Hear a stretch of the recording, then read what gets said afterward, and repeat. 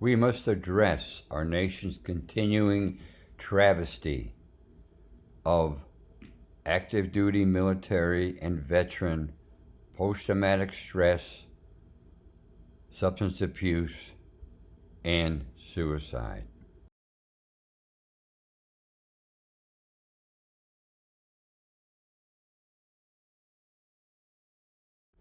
The Marine Corps and the Navy are losing the battle to save their young warriors. Those of higher rank are not immune to post-traumatic stress and suicide.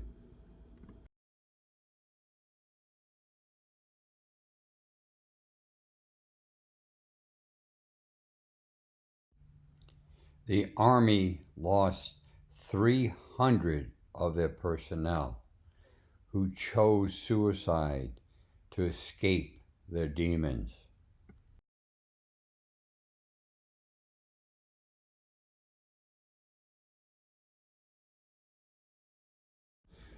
That's 515 military personnel suicides in 2018. That is 60% higher per 100,000 than the United States age group 18 to 34 years.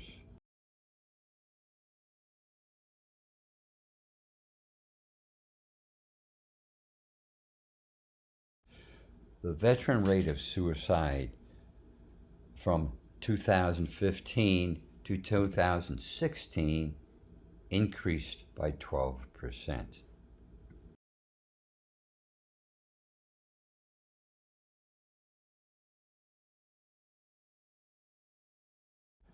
The U.S. Special Ops have a very significant problem.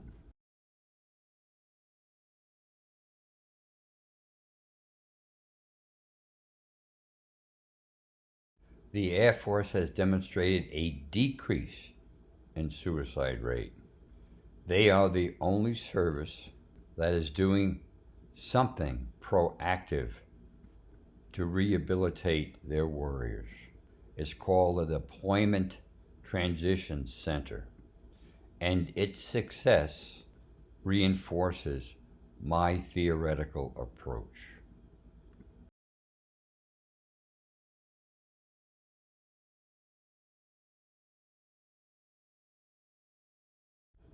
Why is there a problem? Let's explore the etiology, preventive measures, and treatments.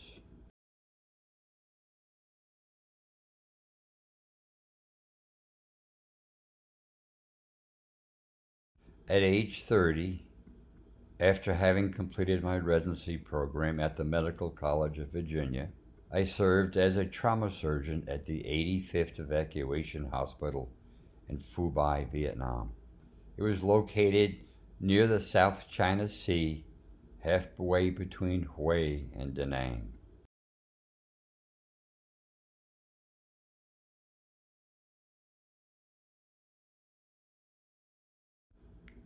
Did I have some sort of protection against developing post-traumatic stress?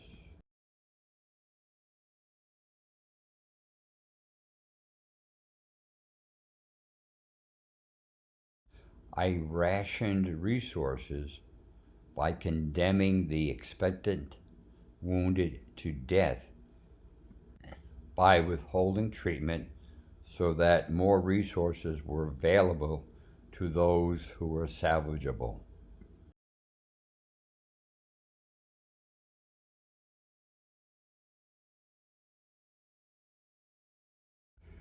Richard's lower body was decimated by a booby trap. He was not in shock. He was fully conscious. He was the only patient. My moral judgment was to perform a trans-lumbar amputation. In essence, I cut him in half to treat his wounds. Did I have the right to do that?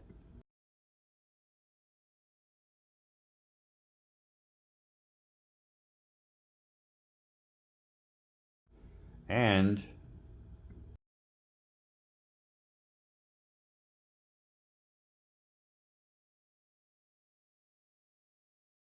I spent a year witnessing war's devastation on body, mind, and soul. In the operating room, I existed in a bloodbath. Toward the end of my stay, there were fewer casualties. I was short, meaning close to going home. I was self-medicating with bourbon, and I was stupid, taking chances. The result?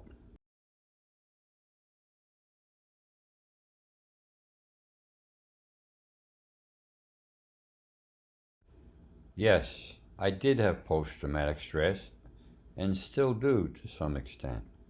We all drank a lot, but had no idea we were self-medicating. I suffered a fracture dislocation of my right elbow trying to jump from that bunker with a cut on it into a fuel bladder filled with water that was acting as our makeshift swimming pool.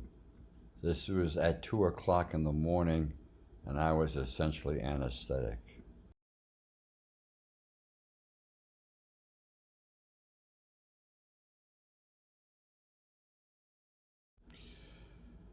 The Vietnam experience and experience in any combat zone is dramatic.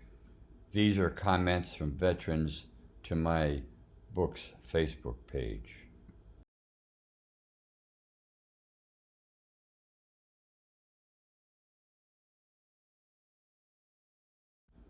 Okay, let's take a look and see what I think is going on in the inductees and warrior's brain.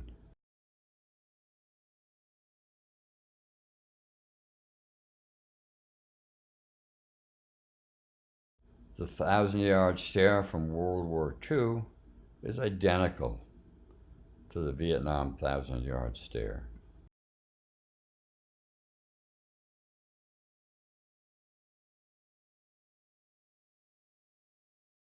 What we call post-traumatic stress was referred to as melancholy and nostalgia in the 17th and 18th centuries. In the Civil War, it was a soldier's heart.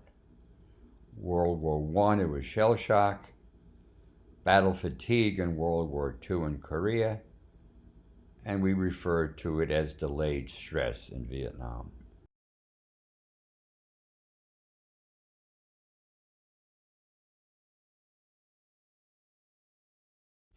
It looks like a high school beach party. Look at their young faces.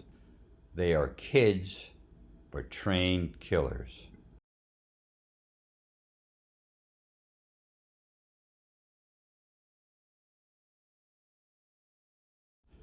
They are stuck in a moral limbo between the moral code of war and a moral code of peace. Each day they vacillate back and forth.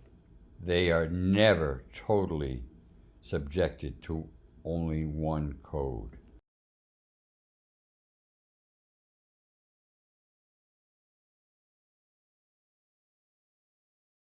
My Vietnam War reflected that our nation had thrown in the towel. There was a loss of purpose. No one wished to be the last to die. The fabric of the army was fraying. Unit cohesiveness faltered.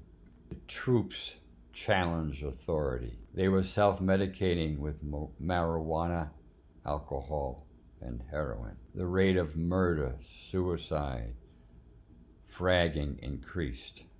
If a first lieutenant was too gung-ho, he was warned off by a smoke grenade, hopefully. If he did not repent, a live fragmentation grenade would send him to his maker.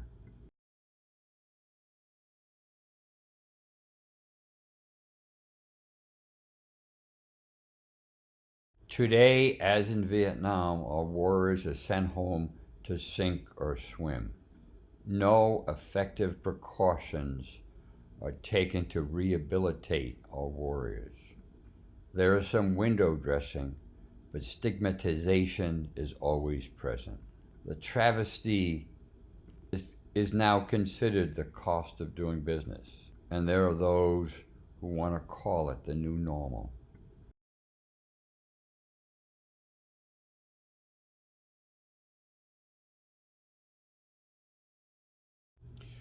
These graphs reinforce the travesty. Of great significance is the fact that 22% of deaths in the combat zone were from non-hostile causes. That is, drownings, suicides, murders, drug overdoses, car accidents, etc. These are also related to post-traumatic stress and risky behavior.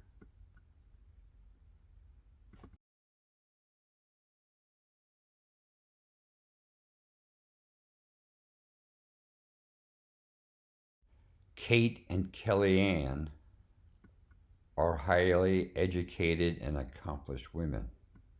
They suffer their PTS on a daily basis. Women are now using weapons to commit suicide to escape their demons.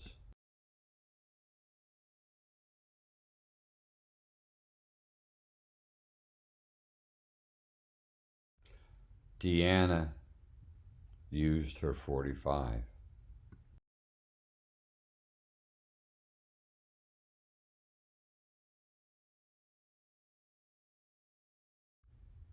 Well,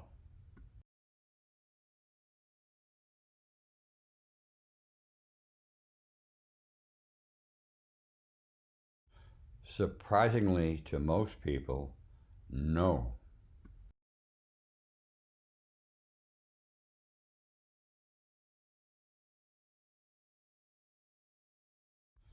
Our citizenry is conditioned to believe that combat is a root cause of post-traumatic stress. In actuality, only 15% of all those deployed ever see combat. And the suicide rates of those who are not deployed are greater than those deployed. These numbers were recently reaffirmed in a DoD document in 2018. I believe that the inductees' age, the military culture, and the constant stigmatization are the root causes.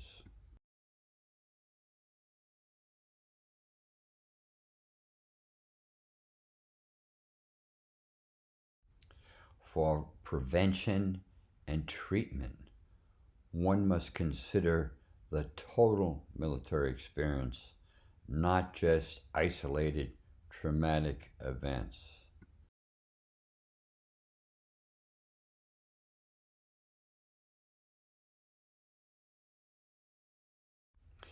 The inductees' transformation. One must remember that their average age is 22 years, and their brains are physiologically and functionally adolescent.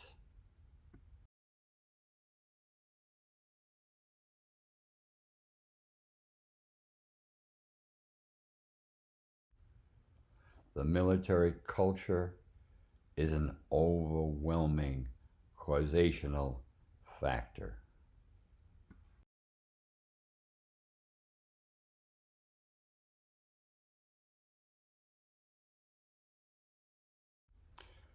Weakness is implied if you can't suck it up.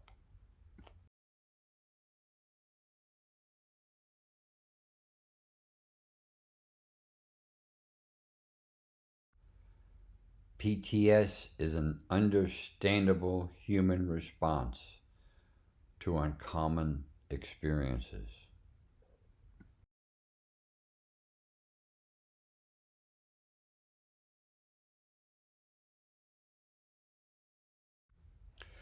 What's happening inside the brain?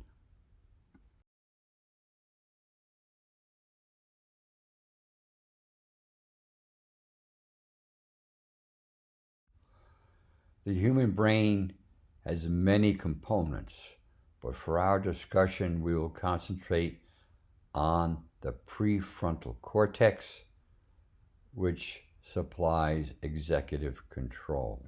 And most importantly, the limbic system, the reptilian area of the brain that is the etiology of fight or flight. Looking at the graph, one may see that in blue that the limbic system is totally developed physiologically and functionally.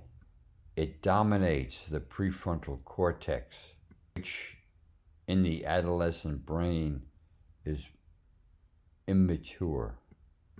The problem is the discrepancy, the pink arrow. The prefrontal cortex is not developed enough functionally and physiologically to keep the adolescent out of trouble. In the military, it allows basic training to cause the limbic system to dominate one's being to develop a very proficient warrior.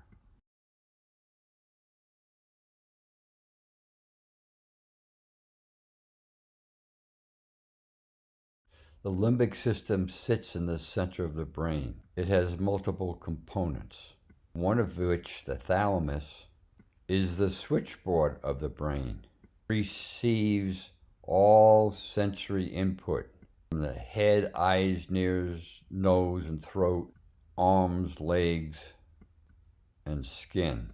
It directs these signals to the appropriate areas of the brain so that the human may deal with his environment.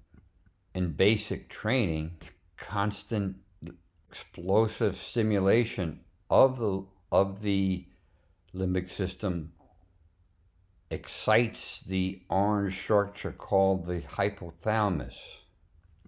This in turn directly stimulates the sympathetic nervous system to produce adrenaline, and the pituitary, which influences the adrenal gland to produce cortisol. These are the hormones of fight or flight. They result in increased metabolism, hypersensitivity, increased heart rate, sweating, hypervigilance, in essence, fight or flight. The vagus nerve, which exists to balance sympathetic output, is overwhelmed. Harmony is lost. The prefrontal lobe is often ineffective. Constant repetition of this scenario lays the basis for the development of post-traumatic stress.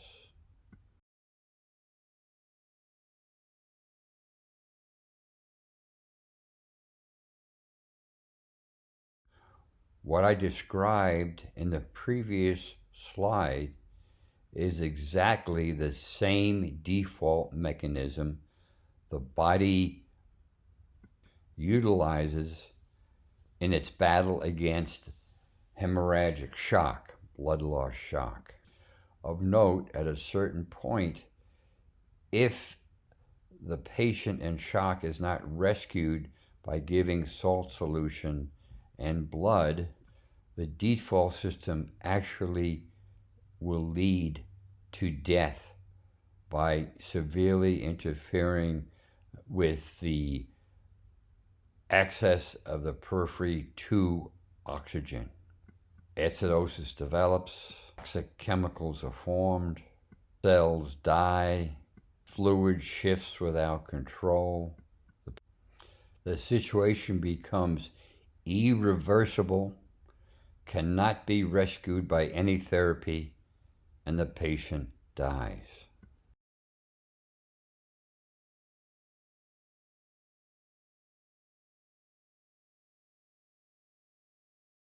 This same irreversible situation will develop in a patient with unrestrained post-traumatic stress, since the excess in adrenaline and cortisol will interfere with the mitochondrial ability to produce ATP, which is the energy of life. Again, just as in the shock syndrome, toxic chemicals are developed which kill nerve cells. There is delayed maturation of new nerve cells. There is cell death and impaired brain function. The situation becomes irreversible. The symptoms of post-traumatic stress become demonized, and the patient escapes by committing suicide.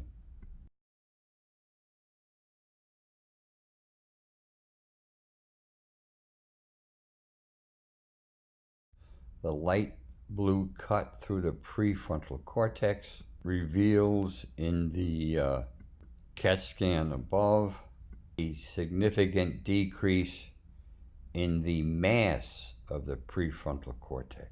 A cut through the limbic system itself reveals that the hippocampus, part of the limbic system, loses its solid appearance and becomes cavitated. These changes reflect cell death and lead to impaired function.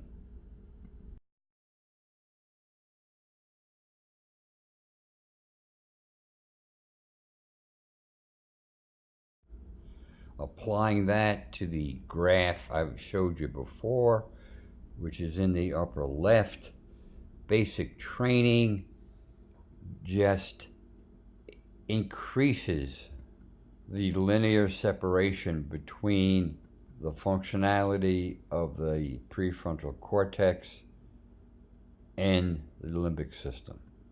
The prefrontal cortex is increasingly weakened with more loss of executive control, an unimpeded shift from the moral code of peace to that of war, as the adolescent is conditioned to kill another human being at a moment's notice without hesitation when commanded to do so.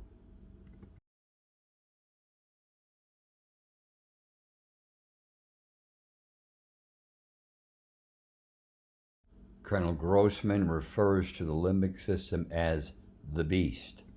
He systematically develops strategies to increase the potency of the beast, therefore developing better killers, better warriors. We want our warriors to be the best in the world. We want them to return home. We want them to save their buddies. But this beast must be caged before these young people become veterans.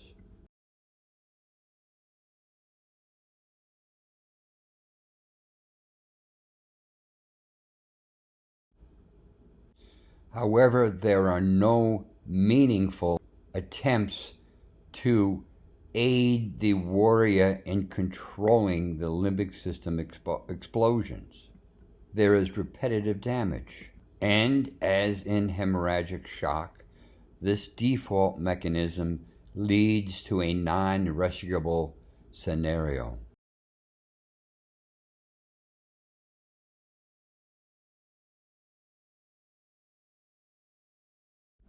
Harmony must be re-established. An equilibrium between the sympathetic and parasympathetic nervous systems must be established. To accomplish this, a rescue must be instituted. This will lay the groundwork to rehabilitate our warriors and allow them to return home in a state of harmony.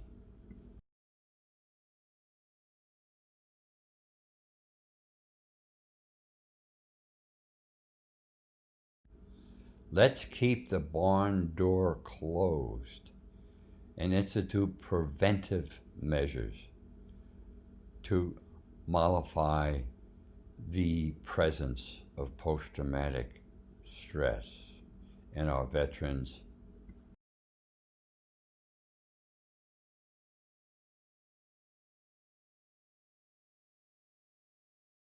Preventive measures are an accepted modality. Let's rescue our warriors with preventive measures introduced during a therapeutic timeout. Let's introduce this rescue prior to discharge or return to the United States.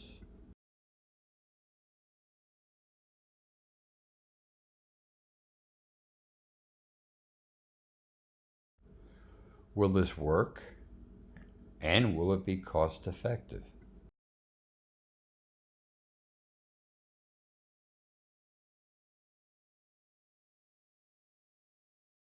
As noted before, the Air Force's risk of suicide is decreasing.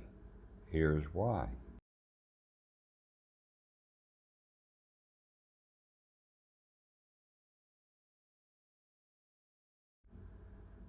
The Deployment Transition Center in Ramstein, Germany, is their version of a therapeutic timeout.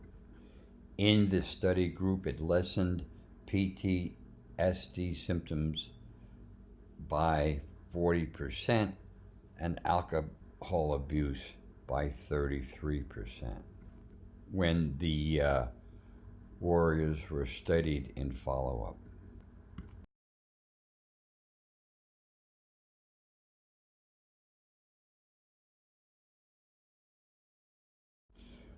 With this level of success, the financial feasibility of a program such as the therapeutic timeout is a no-brainer.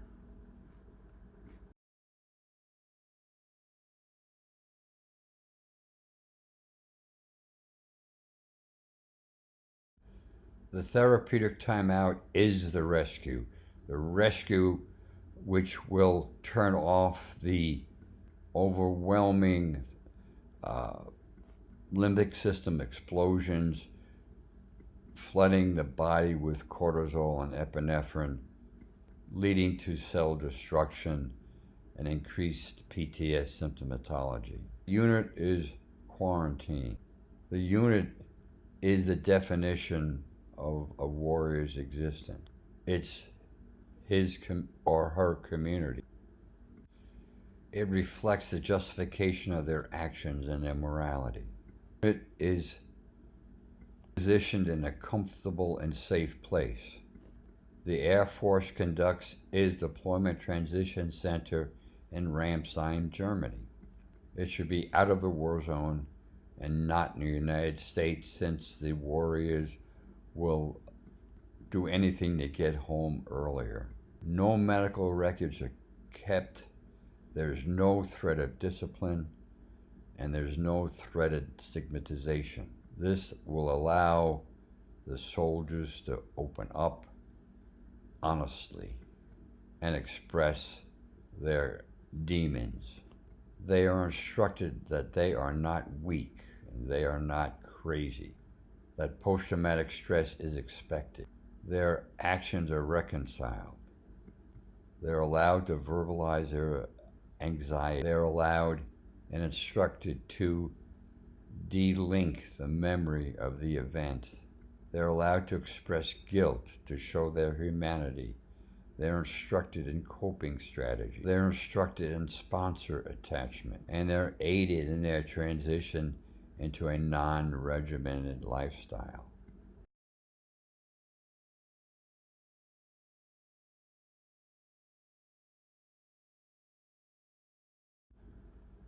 The therapeutic timeout is the rescue. It shuts off the limbic system. It suppresses the sympathetic output. It disengages the dorsal vagus output. It engages the ventral vagus function. Remember, the vagus nerve represents the parasympathetic nervous system, which counteracts the sympathetic nervous system. This has gone on for millennia.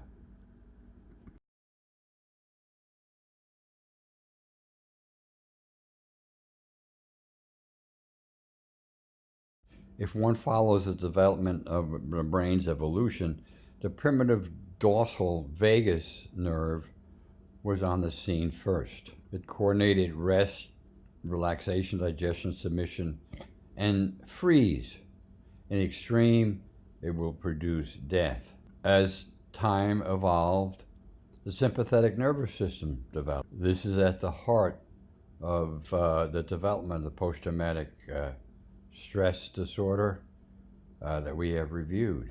In more recent time, perhaps 100 million years ago, the more modern ventral vagus nerve developed. This coordinates facial expression, sensory intake, salivation, breathing, heart rate. It helps rescue the body from the sympathetic nervous system. It helps bring the primitive dorsal vagal nerve under control.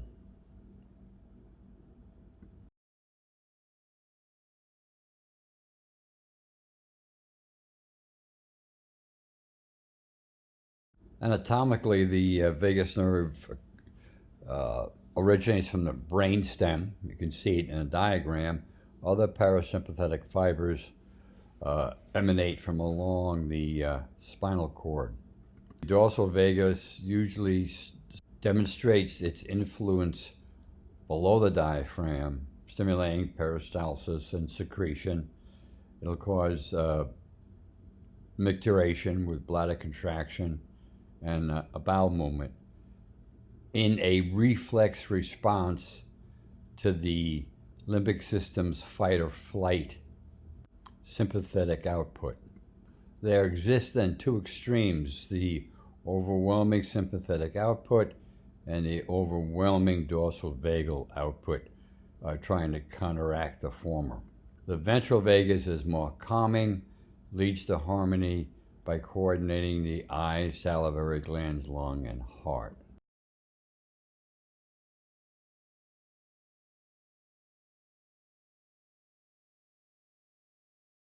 Sequence of events begins with number one, the traumatic event, the limbic system response, which you are now familiar with, leading to overwhelming sympathetic output and the symptoms noted in the box. Response number four, there's exaggerated dorsal vagal output, which becomes overwhelming, number five, leading to the symptoms noted in the blue box.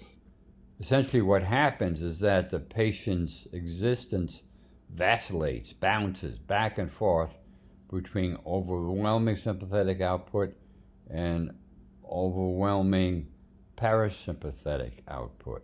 When rescue is instituted by calming down the sympathetic output, number one in pink, the ventral vagus is now engaged, leading to harmony. Let's view the next slide.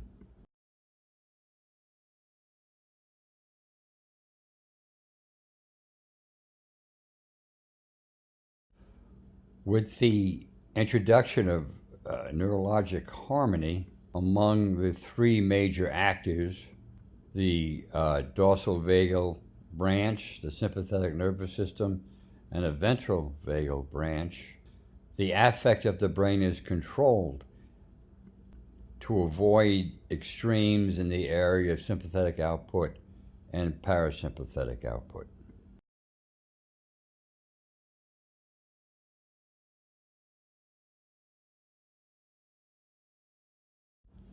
In the path to harmony, the therapeutic timeout dampens the limbic system, which decreases the sympathetic output and the fight or flight symptomatology. The prefrontal lobe is given more importance. The dorsal vagus is disengaged, and the ventral vagus is engaged.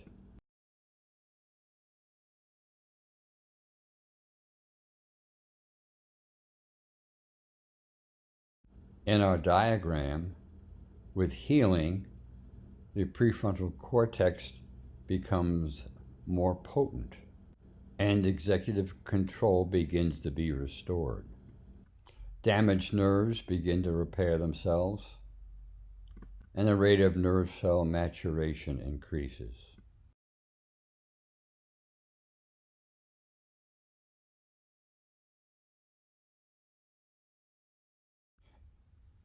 In the state of harmony, the rescue has switched off.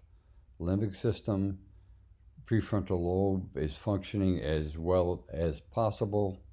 Sympathetic output is controlled, and the vagus has yielded harmony.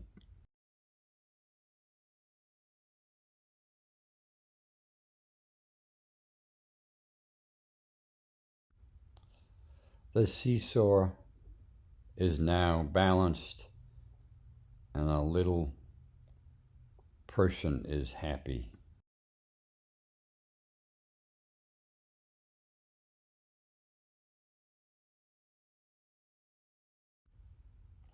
Let's use the therapeutic timeout to rescue our warriors.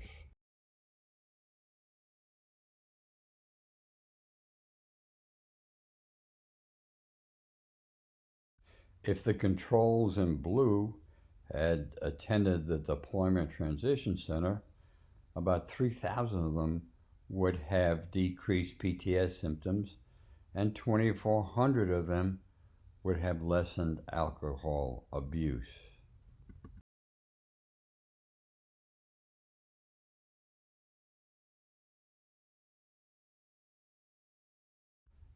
PTSD symptomatology is decreased across the board by a minimum of 30% and a maximum of 55%.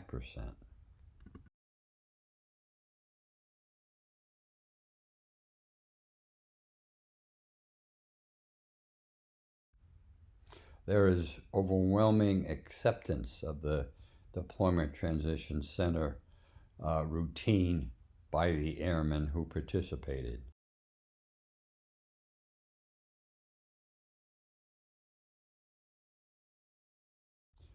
Additional affirmation.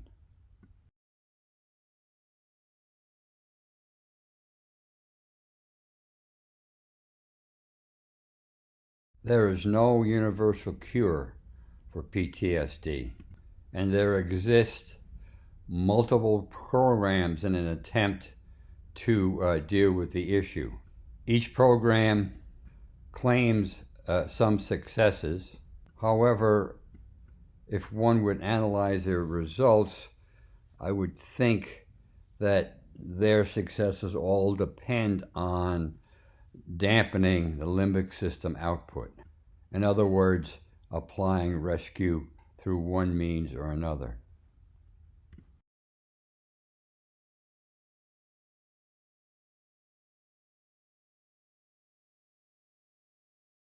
In the December 2018 Clinical Psychiatry News, 3 therapeutic approaches were deemed the most successful. 1, the administration of hydrocortisone. 2, eye movement sensitization and reprocessing. And 3, group debriefing with group cohesion building. My goodness, this really sounds like a therapeutic timeout to me.